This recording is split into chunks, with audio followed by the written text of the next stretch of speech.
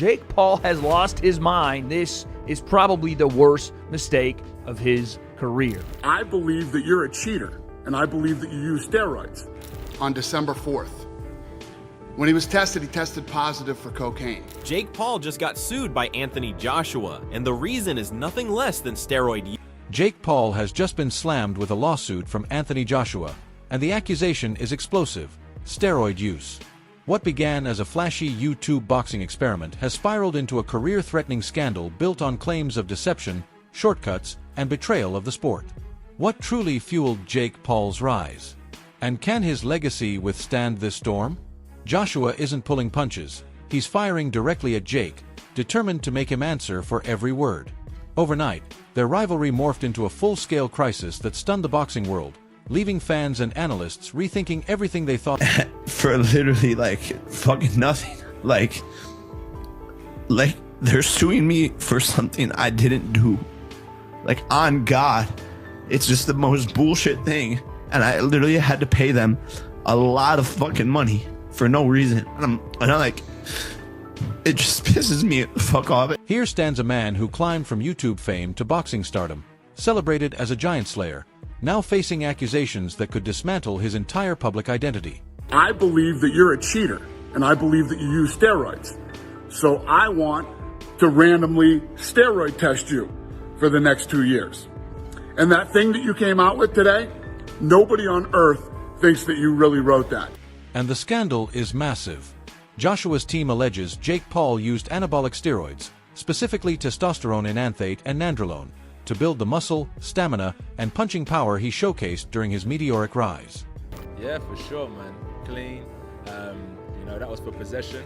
It wasn't intent to supply, so possession is being in possession of something. Intent to supply is another classified use of what you're trying to do with the substance you had with. These aren't minor boosters. These substances provide fighters with a huge, fight-altering advantage. Sources from Paul's own team, sparring partners, trainers, insiders, describe a sudden, almost unnatural transformation in his physique. Leaked lab data and eyewitness accounts suggest his dramatic improvements may not have been natural at all. And, he started saying, oh, I've been over here, look at me, I'm fat. And I don't care how long it was ago that you fought. You just ought to drug test you and you took drugs, they're going to catch you. What would he have to do to, earn your respect? Well, it's not that he doesn't have my respect. Yeah. I don't even know the kid at the end of the day. I don't even know. It's one thing to train obsessively. It's another to display progress that defies logic. Jake Paul transformed from a typical influencer-turned boxer into someone hitting with the power and conditioning of a seasoned professional in mere months. He's really feeling it right now. I mean, he probably has no idea where he is. And Anthony Joshua, oh my God, flatlines him. Absolutely folded in half. Back that up again. Watch this. I mean, just steps into it with every ounce of his body. Perfect right hand. So the fact that Jake Paul wants to fight that guy, hey, I'll watch. And that gap is exactly what Joshua's lawsuit highlights: the difference between ordinary athletic progress and what Jake demonstrated in the ring. Steroid use doesn't just tilt a fight. It destroys careers, evaporates sponsorships, wipes credibility, and can lead to lifetime bans. For Joshua, this isn't about one fight. It's about protecting the integrity of boxing. I don't even know. I was horrified. It was, I can't believe it. I still can't believe it. I'm trying not to focus on that right now because of, Saturday, but yeah, it's bad. He's got to go through, the process now, and we'll see how this thing plays out, but yeah. It's one of the craziest propositions of all time. You take a guy who just had a boxing match that looks like a sparring match with a 58-year-old Mike Tyson, and then you're going to fight one of the absolute scariest knockout artists in the heavyweight division. Maybe we should watch the Francis Ngannou fight. The breaking point came after Jake Paul's controversial fight with Mike Tyson.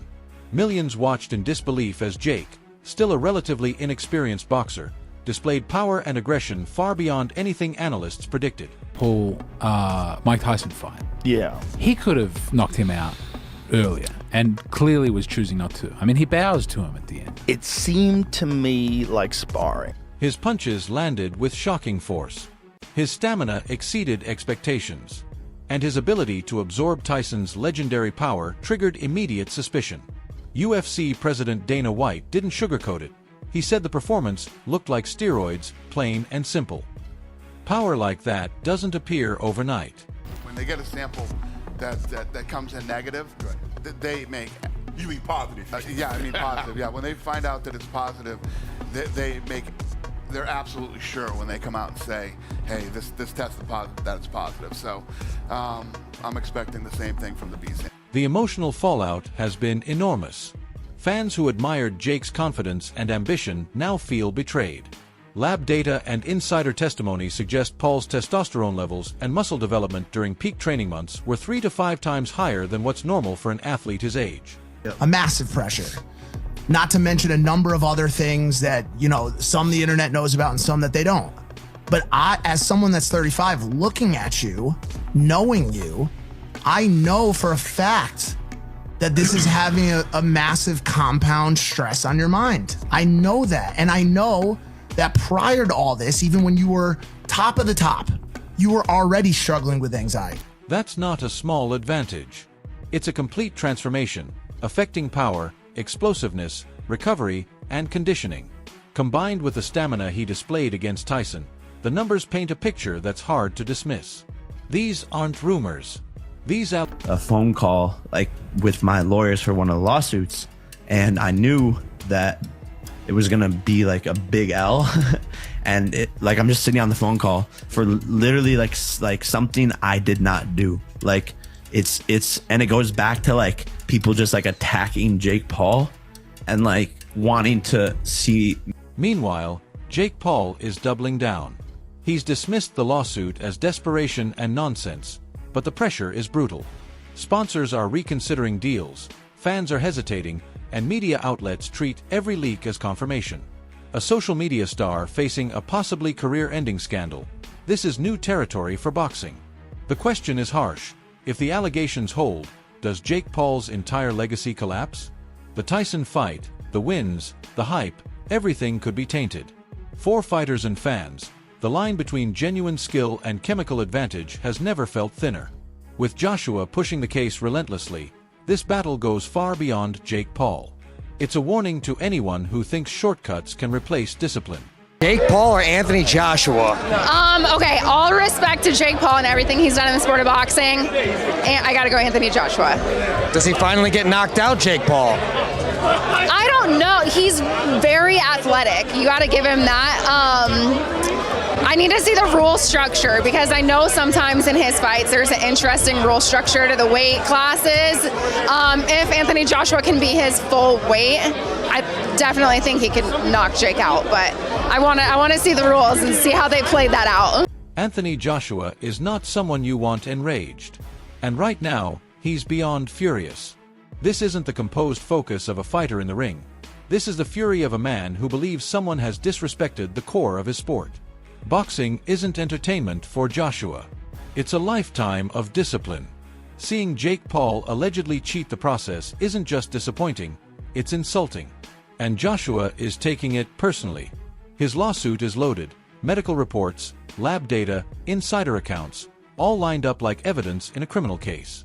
His team paints a picture that leaves little room for doubt. Jake's sudden strength, rapid recovery, and extreme endurance weren't just impressive, they were medically suspicious. Trainers and sparring partners described training regimens that didn't push limits, they smashed them. It feels ripped from a sports thriller. He's going to be terrifying, and he's going to have a lot to prove. He's going to be very angry that Jake Paul wants to fight him. Very upset that this YouTuber who's fought Tommy Fury, who's a legit boxer, and a couple other guys that were legit boxers. Joshua's words carry weight. He speaks of betrayal, frustration, and a fight for truth with the conviction of someone protecting a lifetime of work. This isn't just about Jake Paul winning fights. It's about exposing a system where someone could cheat their way into fame while real athletes grind for years. Joshua has become a symbol, representing every fighter who values discipline over shortcuts. For him, this lawsuit is about the soul of boxing, not the scoreboard. So much time, effort, and energy, and it's like... But it's also compounded, right, by a number of issues, by you're constantly dealing with hate from a certain, especially from a certain sect. For Jake Paul, the consequences could be catastrophic, career-ending, reputation-shattering, history-rewriting catastrophic.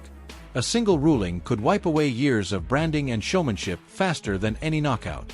Sponsors may flee, fans may abandon him, and the empire Jake built through YouTube and high-profile boxing events could collapse overnight. Even with his trademark bravado, the pressure is carving through the facade. It's just like so annoying. It's like, why am I giving, like, not only did I spend like my time, my effort, my energy, my mom is like always on, spending hours of her day when she's retired. Like, she should be she's in Hawaii on a fucking lawsuit phone call, and they're like, yo, your son has to pay this. Like, it just like so stupid. And like, and here's the twist. Jake Paul's response has been classic Jake, loud, bold, and defiant. On social media, he dismissed Joshua's claims as desperate nonsense, firing off headline-ready quotes that also reveal traces of fear. There's a thin line between confidence and panic. And right now, millions can see the crack under the swagger. 6'6", just not just 6'6", but 6'6", and knows how to use every fucking inch of it. Knows how to keep that stick in your face. He was keep that jab in his face, and that right hand, if it hits you, you're fucked. Though the full story is still unfolding, one thing is certain. This scandal won't fade anytime soon. From Joshua's fury to Jake's mix of bravado and anxiety, the situation is a full-scale, high-stakes drama. Media reports, fan reactions, insider leaks, they're all feeding a storm that may become one of the most defining sports scandals in years. The question looms, who survives? And who loses everything? You do whatever the hell you want to do. I'm ready to roll, buddy. I don't use cocaine. Do you use steroids? Let's do this, Jake. This isn't just about one fight, one lawsuit, or one celebrity boxer. It exposes deeper fractures in modern boxing, the danger of shortcuts, the imbalance steroids create, and how viral fame can overpower years of earned legitimacy. Steroids can boost strength and stamina, but they can't create ring IQ. Yet Jake's meteoric rise proved how much disruption shortcuts can cause. One viral fight with Tyson, and suddenly he was being treated like a boxing phenomenon. And to now see you struggling with all of these other things compounded on top of it, and then to see people dismissing all of it online and saying that you don't fucking know what it's like to struggle is a lot for me to deal with. And I'm not even new. As the drama intensifies, the world is watching every move. Court dates approach.